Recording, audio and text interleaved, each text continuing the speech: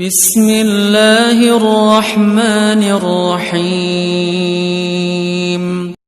You see, he had a small joke against the Muslims about polygamy. You see, since Islam allows you to marry 4. He didn't quote the verse correctly. He was saying Surah Nisa, verse 3, or something to the effect. The Quran says, marry women of your choice by 2s and 3s and 4s, but if you cannot do justice between them, marry only one.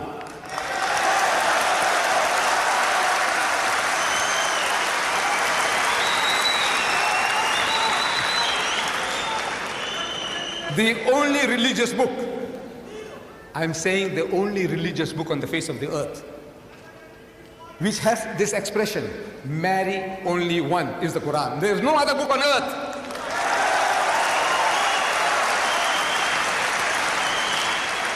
And this is the solution to your problem. He has settled down in America. He has married a beautiful young lady, an American woman. Congratulations. But now, wait. The American statistics, they tell us there are 7.8 million more women than men in America.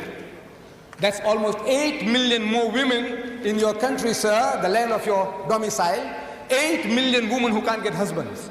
If every man in America got married, there'll still be 8 million women who can't get husbands. I'm asking, in this book of God that you are boasting about, what is the solution to your problem?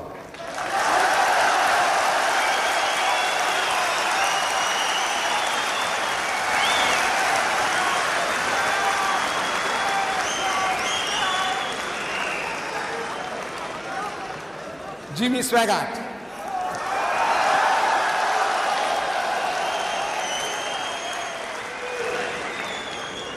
If you get the tape is available. Jimmy Swaggart, Anish Sharosh, the tape is available. You can get it before you go. They are 8 pounds each. Jimmy Swaggart, if you see this debate, at the outset, he's also having a laugh at our expense. He says, you know, Mr. Deedat, he says, you know, we had a chat in the waiting room, and Mr. Deedat says that the Muslim can have 4 wives. Islam allows 4 wives. He just corrected me, said up to 4. I said, well, Mr. Deedat, Christianity only allows us 1, so I had to get the best on the first shot.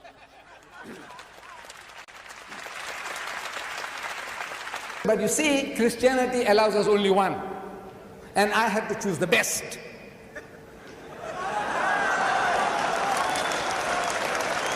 Get the tape. He said, I had to choose the best.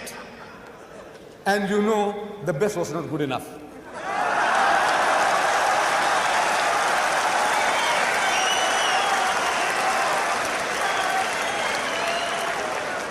Look. All these tele-evangelists, all one by one, they're all falling. Reverend Marvin Gorman, an evangelist, you know, tele-evangelist, he appears on television, tantalizing millions. He was caught with a prostitute.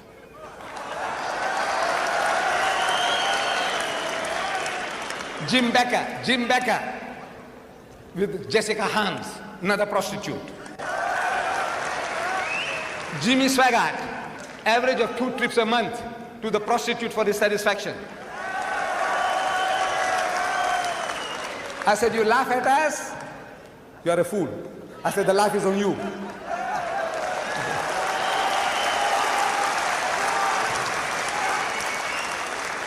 You Americans, you have a problem. You Britisher, you have a problem. You French, you have a problem. You Germans, you have a problem. And to these, there are no solutions in your book. No solution. Islam gives an answer to your problem.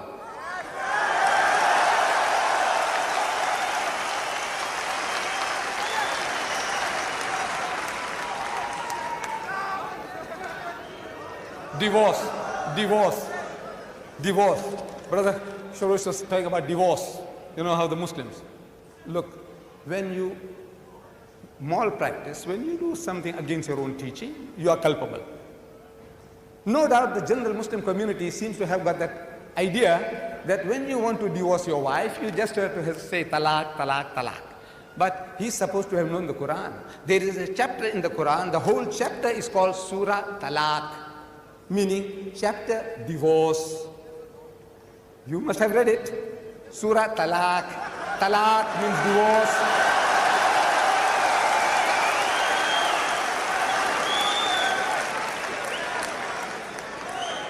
At the outset, Brother Sharosh, he said he has been studying the Quran for 2 years now. 2 years. Sure. See what the Quran says, please, brother. And then point a finger at the Quran and say, look, this Quranic teaching is not right, it's not feasible, it's unreasonable. Talk about the Quran. Don't talk about the Muslims. As much as we have bad Muslims, you have bad Christians.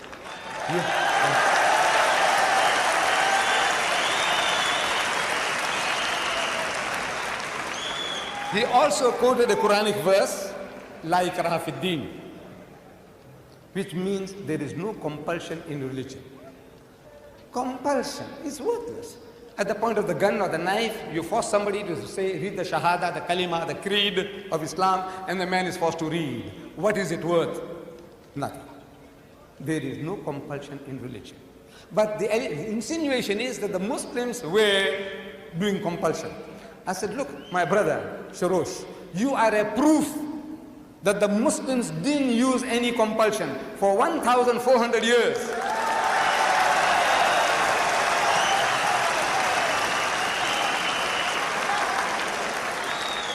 For 1,400 years, you and your other Christians, whom you now say number 14 million, they lived in our midst.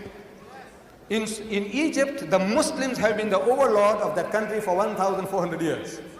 For a few years, the French came, for a few years, the British came, but overall for 1,400 years, the Muslim has been ruling that land. And yet, today, you can boast there are 10 million Coptic Christians in Egypt. If there was compulsion of any kind, there would not have been a single Christian left in the country.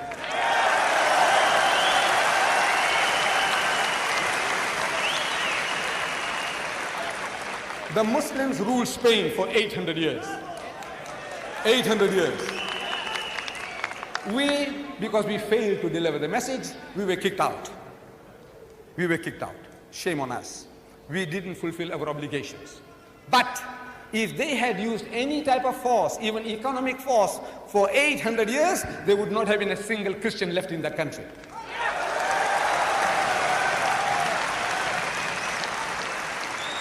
We Muslims, we ruled India for 1,000 years. But after 1,000 years of Muslim rule, eventually when partition takes place, the Muslim gets 1/4, the Hindu gets 3/4. Why? Because we didn't do the job. We didn't use any compulsion.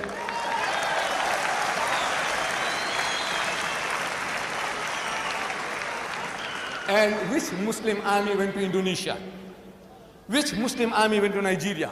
Which Muslim army conquered the east coast of Africa? Which Muslim army?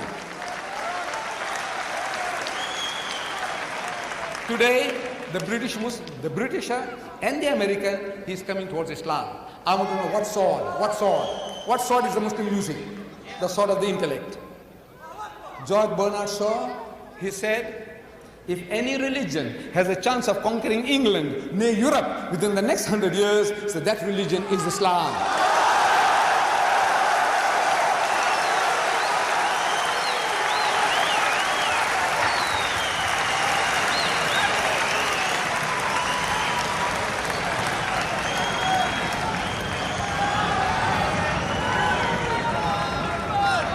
Look, Bernard Shaw had the foresight, he could see. But we Muslims, we have failed Islam. Wallah, we have failed. We have failed. We haven't made a start yet. We believe. We say we believe, but we have not made a start yet. This is our problem. The destiny is ours. Wallah, it is ours. Allah says, لِيُزْهِرَهُ عَلَى الدِّينِ كُلِّهِ. He has given you a deen, a way of life that is to master, overcome and supersede them all, bulldoze them all, whether it be Hinduism, Buddhism, Christianism, Communism, Judaism, every ism.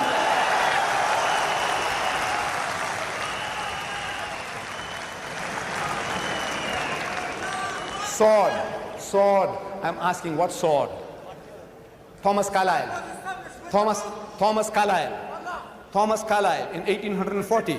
He delivered a series of lectures here in the UK. In England, Thomas Carlyle, one of the greatest thinkers of the past century. Thomas Carlyle. And he says, the sword. The sword. He said, the sword indeed. But where will you get your sword? He said, every new opinion at its beginning is precisely in the minority of one. In one man's head alone, there it dwells as yet. That he take a sword and try to propagate with that will do little for him. He said, first you must get your sword. And how do you get your sword? Through the intellect, through reasoning. Udu ila sabili rabbika bil hikmati. Allah says, invite all to the ways of thy Lord with wisdom, the sword of the intellect of wisdom. Wal maw'izatil hasanati, and with beautiful preaching. Wajadilhum billati ahsan, and reason with them in the ways that are best and most gracious. This is the sword. ومن أحسن قولا ممن دعا إلى الله وعمل صالحا وقال إنني من المسلمين